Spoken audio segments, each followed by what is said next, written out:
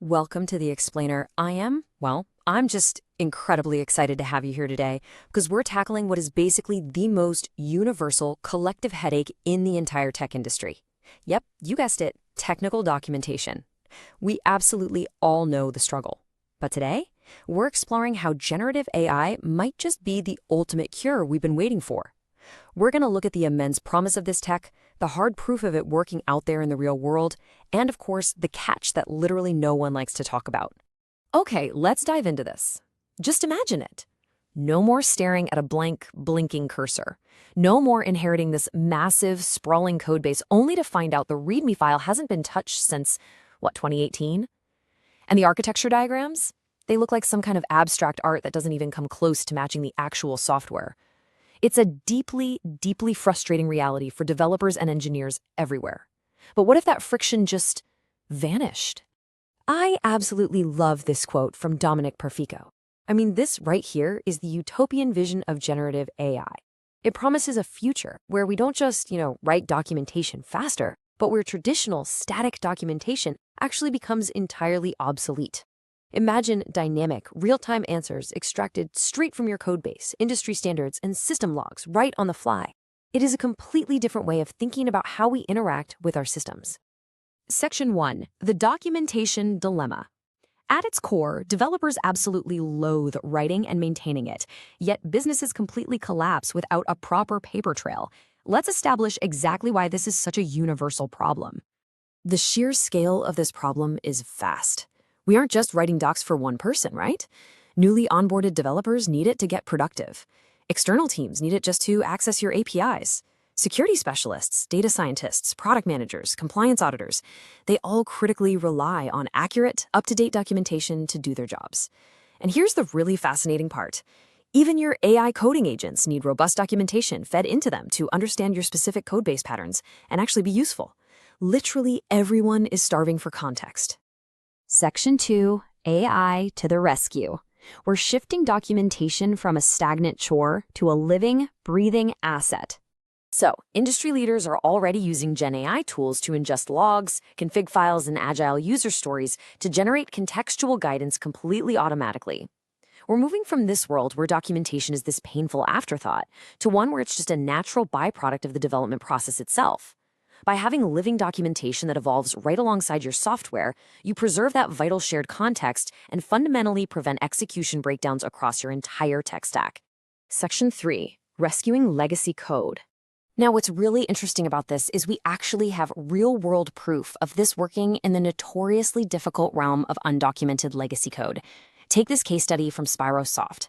They were tasked with untangling an incredibly complex, poorly documented legacy healthcare system. So they deployed a four-pronged attack using Azure OpenAI. First up, the AI automatically analyzed the legacy codebase to generate detailed, intricate documentation. Second, it scanned for and detected code duplication to guide broad cleanup efforts. Third, it didn't just document. Actually, it actively suggested AI-powered refactoring to improve system performance. And fourth, it visualized the architecture by automating data flow in UML diagrams. They successfully transformed a chaotic liability into a totally scalable, maintainable asset. Section 4. Generating model documentation. Automating finance models. Looking at an EY case study dealing with highly regulated financial models, we see an immense pain point.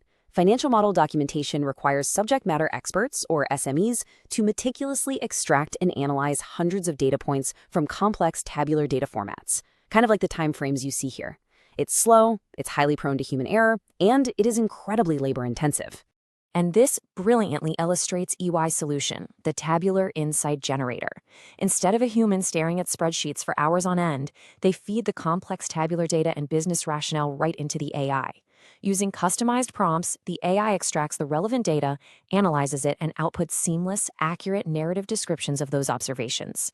It perfectly translates messy numerical tables directly into clear, concise text, a real game changer. This builds into their chain of prompt approach. Because, if you just ask an AI to write a whole document in one go, it gets overwhelmed, or worse, it hallucinates. So EY broke it down. Step 1. The AI generates a generalized XML structure based on historical examples. Step 2. They feed specific user notes and guidelines into the model. Step 3, the AI synthesizes a completed narrative by combining those specific instructions with the flexible XML tags. This completely bypasses the rigidity of traditional automated templates and avoids that whole information overload problem. And here is the absolute wow metric from that EY study.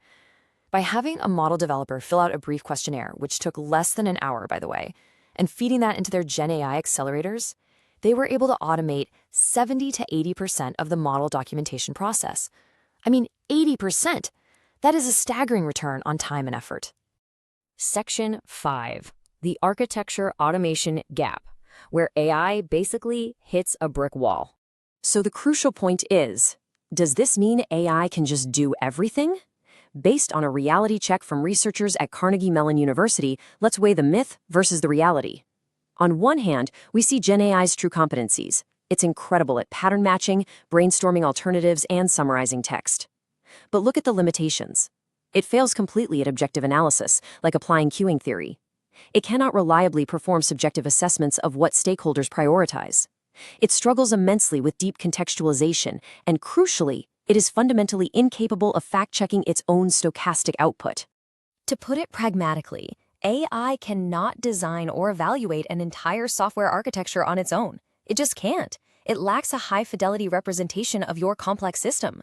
It can't map abstract quality attributes to specific software interfaces.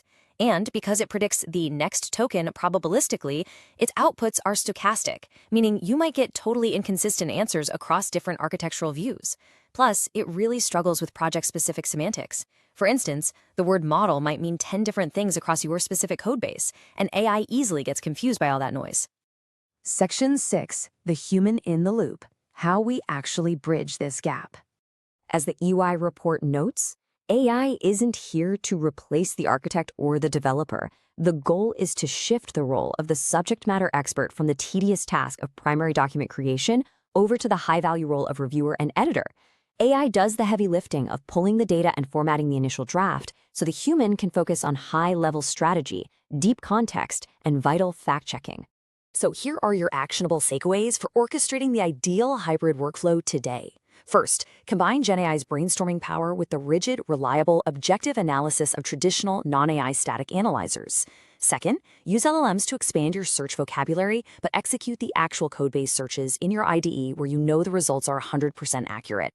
Third, consider implementing a secondary critic role LLM designed specifically to review the first AI's work and flag potential hallucinations.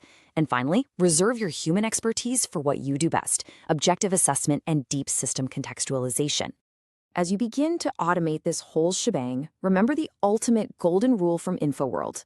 Keep your audience in mind and maintain just enough documentation. Do not use AI to generate verbose, overly bloated files just because you can. Target the documentation specifically for the people and the AI agents who will actually rely on it every single day. I'll leave you with this final, provocative question to think about. Will Gen AI finally fill the automation gap in software architecture?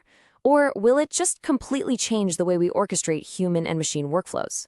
I want to thank you so much for joining me on this explainer. I hope this sparked some curiosity about how your own teams can start balancing the incredible hype of AI with the very real, practical realities of software engineering. See you next time.